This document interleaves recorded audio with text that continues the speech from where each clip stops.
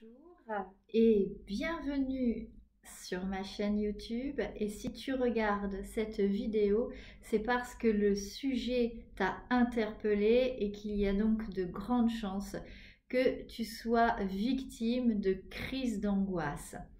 Aujourd'hui, dans cette vidéo, je vais t'expliquer l'importance de la respiration pendant une crise et te donner quelques conseils pour ainsi mieux en sortir ou réduire significativement la durée de ta crise d'angoisse. Mais avant de commencer, je me présente, je m'appelle Peggy Noiret, je suis hypnothérapeute et praticienne en méditation et j'accompagne les personnes angoissées et anxieuses afin qu'elles se libèrent de leurs peurs, leurs phobies et bien évidemment les crises d'angoisse.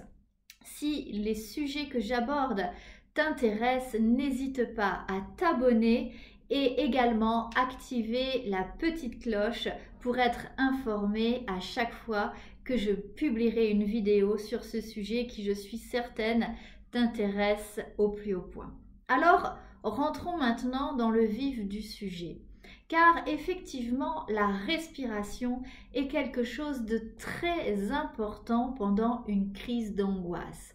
Et c'est bien souvent le symptôme qui te préoccupe le plus ou alors celui qui fait le plus peur. Il faut savoir que une crise d'angoisse, c'est une peur qui est exacerbée. C'est ton amygdale qui envoie un message pour te dire que tu es en danger. Mais ce danger, il n'existe pas. Il est imaginé, il est inventé, il n'est que le fruit d'une projection que tu es en train de faire.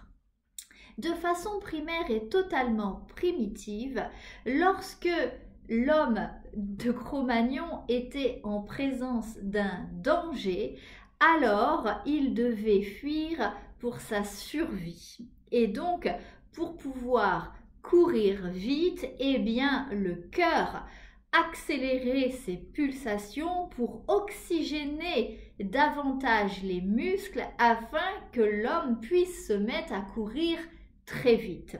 Eh bien, quand tu fais une crise d'angoisse, ton amygdale envoie le signal à ton cerveau que tu es en danger, qu'il y a une menace et donc tout naturellement, de façon primaire, ton cœur va accélérer de battre et tu vas donc faire ce qu'on appelle de l'hyperventilation pour te permettre de fuir très vite. Mais comme tu l'as compris, nous ne sommes plus à la préhistoire et il est très rare que ta crise d'angoisse se déclenche lorsque tu te trouves en présence d'un lion ou d'un éléphant.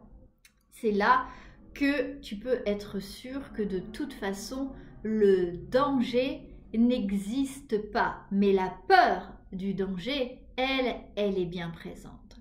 Et donc, l'une des causes majeures du mal-être que tu peux ressentir pendant une crise d'angoisse, c'est cette hyperventilation. Parce que du coup, ton cœur s'accélère et tu oxygènes trop ton corps. Ce qui fait qu'à un moment, eh bien, le corps sature. Il y a trop d'oxygène qui arrive dans ton corps alors que toi, tu restes parfaitement statique, si tu veux. Alors, je ne suis pas en train de te dire que si tu te mettais à courir, la crise disparaîtrait, puisque de toute façon, tu en es bien incapable quand tu fais une crise d'angoisse. Elle a plus tendance à te tétaniser et à te recroqueviller sur toi-même, ou alors sortir rapidement de l'endroit où tu te trouves si la crise arrive.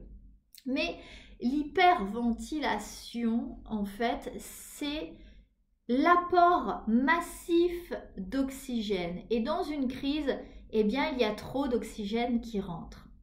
Donc, si tu veux calmer au plus vite ta crise d'angoisse, il va falloir rééquilibrer le taux d'oxygène dans ton organisme. Et pour ça, il existe deux solutions. Peut-être est-ce que tu en connais au moins une. sur les deux. Enfin, si tu es passé déjà aux urgences pour une crise d'angoisse, peut-être tu connais la technique du sac en papier. Parce que respirer dans un sac en papier est un moyen de rééquilibrer les échanges gazeux dans ton organisme. En respirant dans un sac en papier, donc tu dois bien mettre le sac sur le nez et la bouche pour bien couvrir cette partie de ton corps, tu respires de plus en plus de CO2 puisque tu respires le CO2 que tu recraches dans ce sac, on est bien d'accord. Et donc, même si tu es toujours en train d'hyperventiler, tu respires moins d'oxygène et donc, naturellement, le taux d'oxygène dans ton inspiration va baisser et tu vas ainsi pouvoir envoyer un signal à ton cerveau que tout est OK, le taux d'oxygénation a retrouvé son niveau correct et donc le cœur va progressivement ralentir et tu vas pouvoir retrouver une oxygénation normale et l'intensité de la crise va diminuer.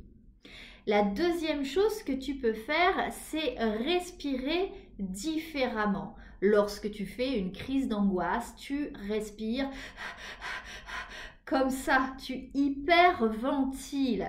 Et donc, du coup, tu inspires plus que tu n'expires. Eh bien, la respiration que je te propose va te permettre de faire l'inverse. Tu vas expirer plus que tu n'inspires. Et pour cela, il va falloir que tu reprennes le contrôle de ta respiration en inspirant rapidement, peut-être sur 3-4 secondes, mais en soufflant plus longtemps.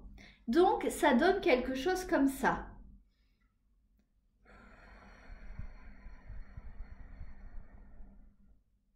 Et tu fais ça plusieurs fois de suite. Et ainsi, tu expulses de ton corps certaines choses et tu inspires beaucoup moins d'oxygène et du coup, tu vas naturellement rééquilibrer, pareil, le taux d'oxygène dans ton sang. Donc, tu as le choix entre le sac en papier, et ne prends pas un sac en plastique s'il te plaît, vraiment le sac en papier, et cette respiration que j'appelle respiration d'urgence.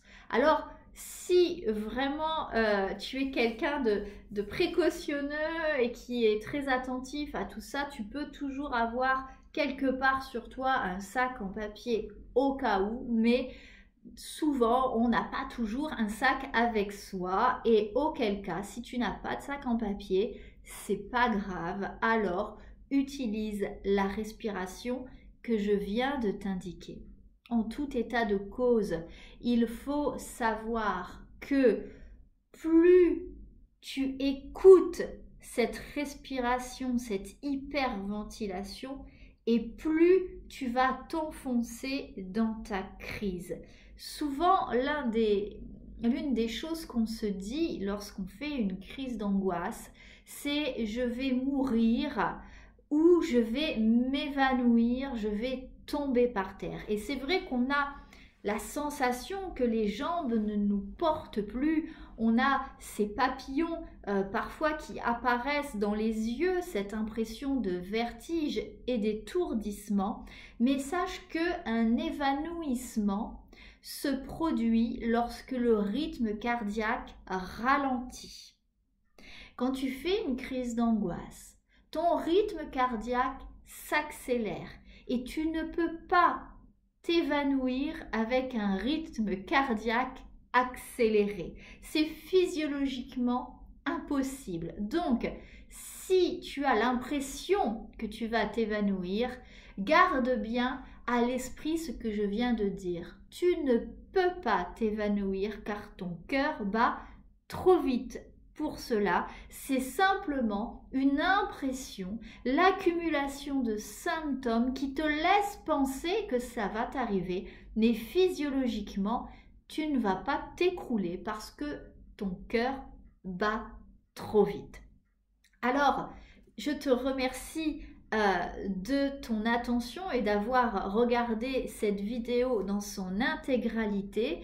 Ici, je ne voulais simplement faire qu'un petit point sur la respiration, mais bien évidemment, il y a tellement d'autres façons pour toi de sortir de cette angoisse et des crises d'angoisse. Tu peux aller jeter un œil dans toutes les vidéos que j'ai déjà publiées, ou si tu le souhaites, tu peux réserver un appel découverte via mon site internet. Je te mets le lien en dessous afin que nous puissions échanger sur ce que tu vis et voir si je peux t'accompagner dans ton envie de te libérer de cela. Il me reste à te souhaiter une excellente journée. Prends bien soin de toi et je te dis à très bientôt pour une prochaine vidéo.